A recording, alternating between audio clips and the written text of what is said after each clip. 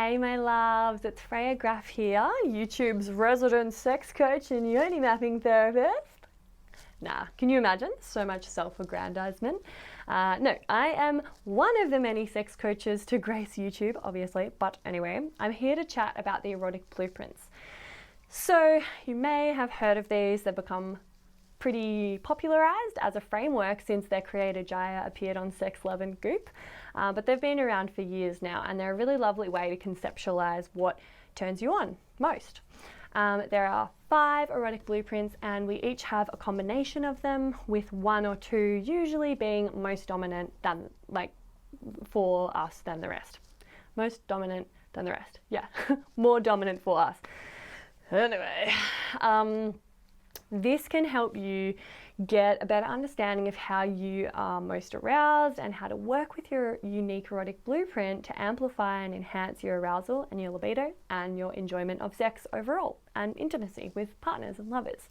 So there's a quiz that you can do on the Erotic Blueprints website to find out which is like your dominant one, but I'll outline them here for you to give you an idea of what they are, and maybe you'll naturally get a sense for which one or ones you gravitate towards most anyway. You can usually kind of resonate or identify with certain ones and be like, yeah, I think that's probably me, without even needing to do the quiz. So firstly, there's the energetic type, which means you're turned on by anticipation, by the suspense and energy between you and your lover, by that space between you and the lingering touch, or just that sort of juicy anticipation of just being in their presence and there being sexual energy between you. Or sensual or erotic energy. And it can mean that, you're touching somebody before you're actually physically touching them.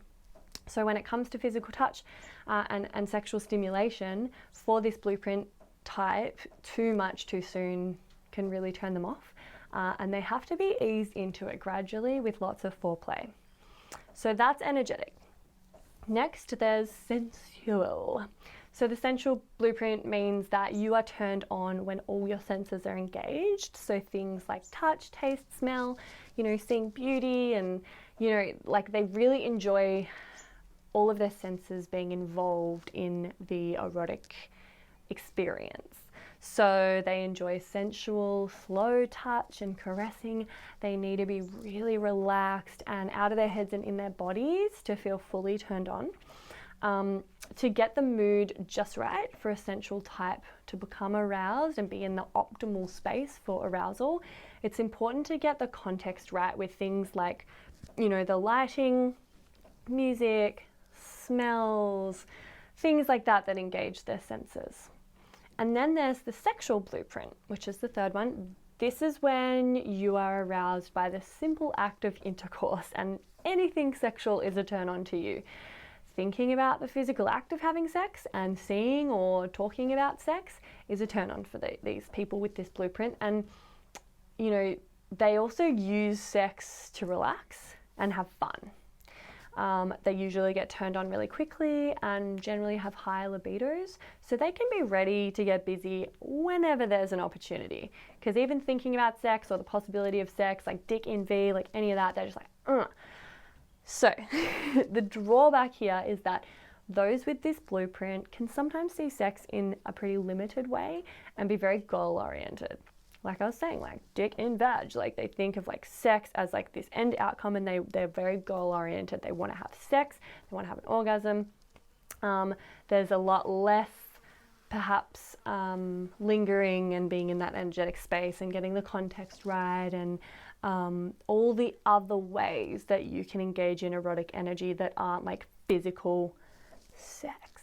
So then there's the kinky blueprint, which often means like this type is aroused by the taboo, the kink, the fantasy, the fetishized, all of the spicy stuff that's not so vanilla.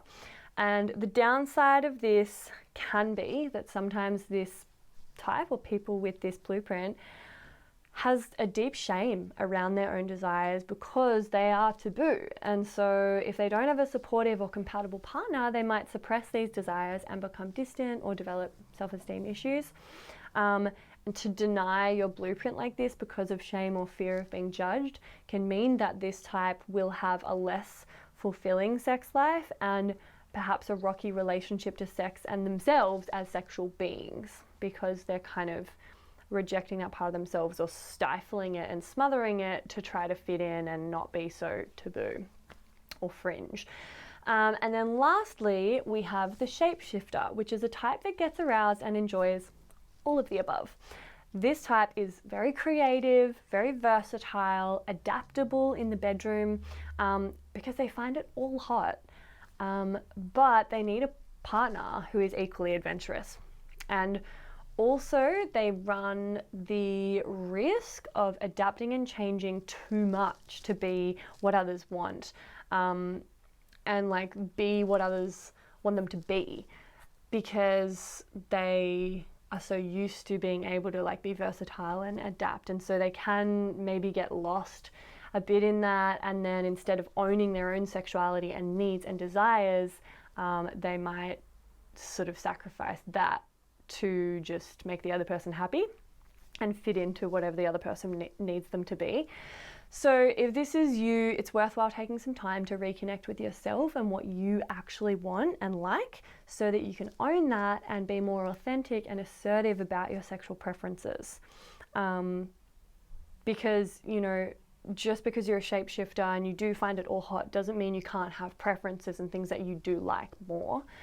And your own unique sexual identity and ways of expressing yourself.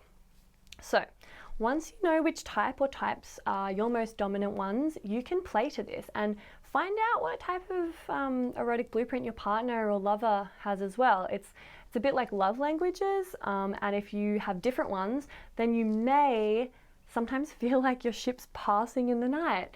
If you're both trying to give pleasure and build arousal coming from a totally different angle due to you having different erotic blueprints. So once you figure out which type you are and what turns you on best and what turns your partner on best, you can figure out how to work with both of your types and use that knowledge to turn one another on more effectively.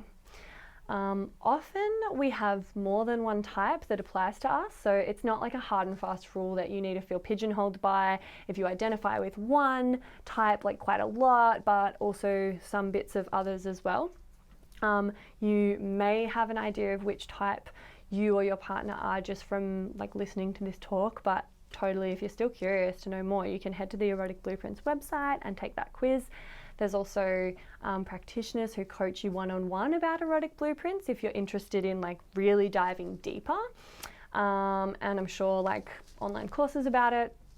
My online course, Queen Out, actually has a masterclass in there from a guest expert that I brought in to talk all about erotic blueprints. So yeah, if you're into this framework and you want to know more, because this was obviously just like a little intro taster, there are lots of resources out there for you to check out and dive into, including my course, obviously, just saying. So that's me. Please like, share, or subscribe to support my work, and obviously so that you get more informative, empowering, down-to-earth sex ed content, because that's my jam.